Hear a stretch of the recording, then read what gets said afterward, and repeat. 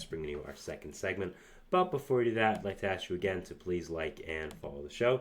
We do get a number of questions from viewers, so to ensure that your question does get read in the air, please use the link at gsmcpodcast.net. It really does help the show, and it really does mean a lot, so thank you so much for that. And let's get back into the show for today. All right, so the topic we're going to be going over is Cody Bellinger and the center field trade market.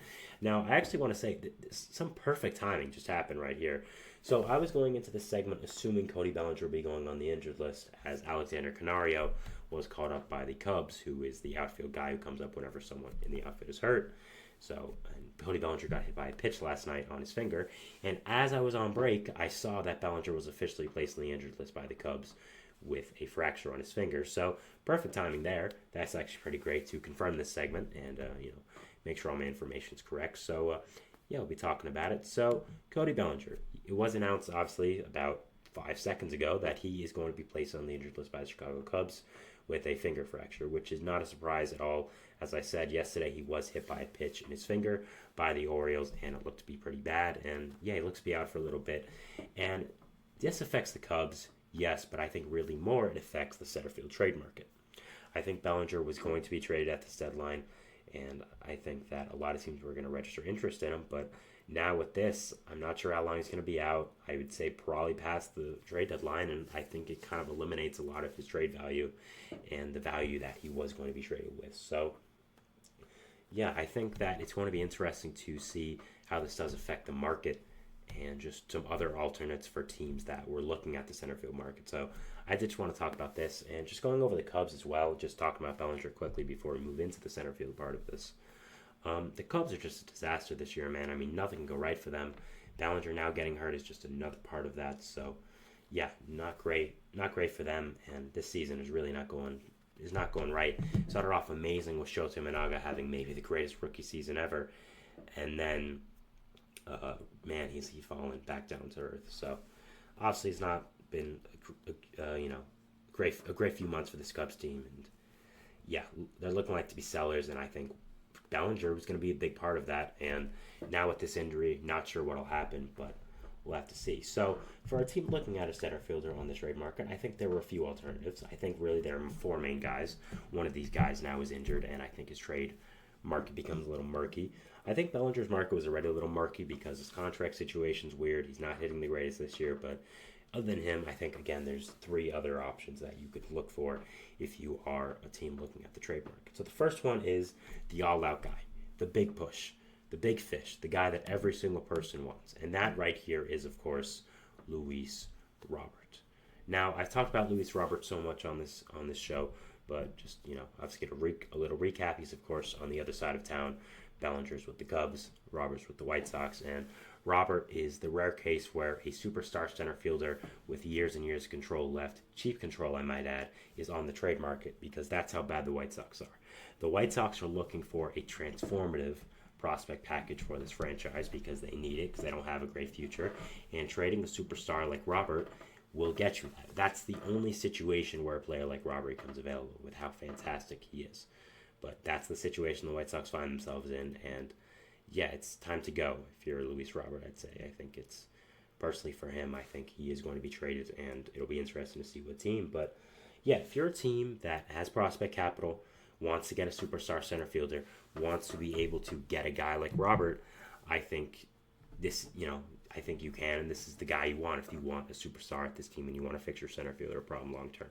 I've talked about a few teams on the show that need a center fielder for the long term and need a center fielder now, and teams that I'm going to continue to talk about for this segment for the center field market are going to be the Dodgers, who I just talked about, the Orioles, the Phillies, the Royals, some other teams as well, but really those four teams. And I think all the teams I just listed except the Royals can really afford to get Robert. It's just a matter of who gets him, and I think the Dodgers just make a ton of sense here.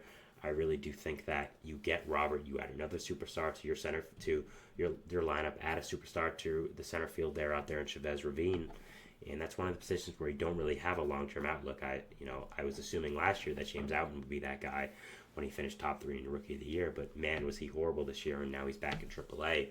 Doesn't really look like he's coming up anytime soon. So I think if you're the Dodgers, you have to wager this long-term prospect capital and end up getting him. You could look to get him and Garrett Crochet as well, but I also think that package makes sense.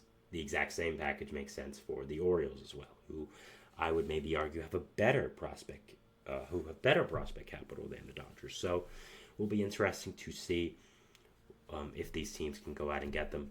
Phillies also have some good prospects as well, but I'm not exactly sure if they have better prospects than the Orioles and the Dodgers. But yeah, I think Robert's a fit for both of them. And again, he's kind of the king of this trade market. He's the guy that everyone wants to get, and specifically of the center field market as well. He's really the kingfish. So let's say you want a good center fielder, but you don't have enough prospects to get Luis Robert. You don't want to part with the prospects it takes to get a type of player like Luis Robert. You can get another type of player, which is Jazz Chisholm. I talked about Chisholm either yesterday or the day before that, did a segment on him and his trade market. So, to continue with that, Chisholm is kind of in the middle. He's a very good player, very talented player, a lot of potential there, a player who adds a lot to a team, but he's not a superstar. He's a guy who will probably have a 110, 115 weighted runs rated plus in a good season, playing okay center field. I know what the defensive metrics say, but he's still learning the position. And also, other than that, he gives you versatility. He can play second base. He can play shortstop. He can probably play left field and right field if you teach him. So he's a very athletic guy. He's very versatile. So you have that as well.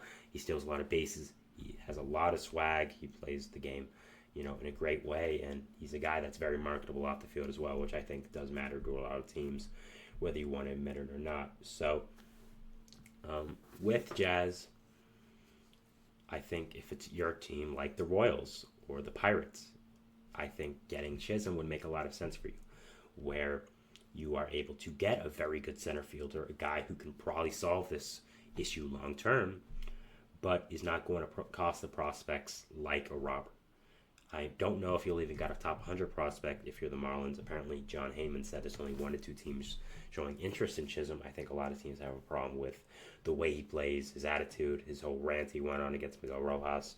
Personally, I just think it's cool. I mean, as long as he plays game well and he's young, he's a great ambassador to the game. I don't really see a problem with how he plays. He's not being offensive or anything, but teams are gonna operate like that, right? What are you gonna do? So I think that Chisholm could be a really good add to a team. Again, is a very good long-term answer to center field, but won't cost the prospects that Luis Robert will, and will still end up solving your problem. Will not be as good as Luis Robert, I want to say, but is still a very good player. So that'll be interesting. But going to the final tier of this, I would go with the low buy, the guy who is good but not great, and is just solid. Maybe is your long-term answer, maybe he's not, but is still just a solid player.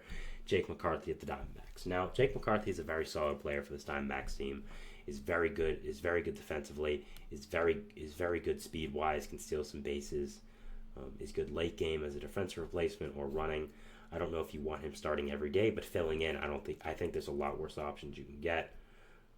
Like right now he's having a 117 weighted run created plus season, which is absolutely fantastic. Not sure if he's exactly going to keep that up. I mean, last year in 100 games, his weighted runs created plus was 79. So it's not exactly like this is who he is, but still, he's having a really good season. He brings a lot to you with the bat, with the glove, with the speed. So being able to get him from the Diamondbacks, I think, would be a good fit. And the Diamondbacks have a ton of outfield depth. Of course, Corbin Carroll. You have Alec Thomas as well.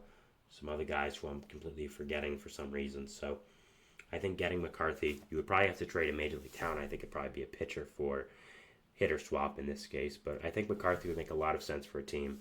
And again, if you want a center fielder, but you don't want to spend the prospects to get a Jazz, to get a Robert, I think getting a McCarthy makes sense, and I think he'd be a good fit for a team. And again, he's kind of in the middle where you don't have to give up a ton of prospects for Jazz or Robert, but it's still a very solid player that you maybe would start long term. Not really sure, but yeah, McCarthy's a very good player, and I like him. And these are really the 3 guys that you look towards the center field market: McCarthy, Robert, and then Chisholm. Because of the Cody Bellinger injury, these are the things you have to now look at. And again, I think all these 4 teams, maybe at the Pirates as well in there, they're kind of iffy, though. I'm not really sure if they're buying or not. Also, Jacob Young of the Nationals is one of these guys, but I didn't really want to fully highlight him. So all these guys really, I think, are going to be parts of the center field market. And for these teams that need a center fielder, you're going to have to look at these guys with this Bellinger injury now and see who you want to get. So this market's going to be very interesting to watch the next upcoming months or so. And yeah, I am very, very interested to see what is going to be happening with them. And yeah, just what teams do and what is going to go on with this market. So going to our third segment now, we are going to be talking about some all-star replacements and just some guys, some guys that are replacements for guys in the all-star game who are hurt or don't want to play in it and are simply just going out. So talking about them, how deserving they are, and what's going on with it. So yeah, talk about that, and we'll see you after the break. So thanks, and bye. Looking for your daily fix of sports talk without having to pay for it? GSMC Sports Network is available on YouTube. Just search GSMC Sports Network. Get your fix of daily sports talk shows on YouTube. Absolutely.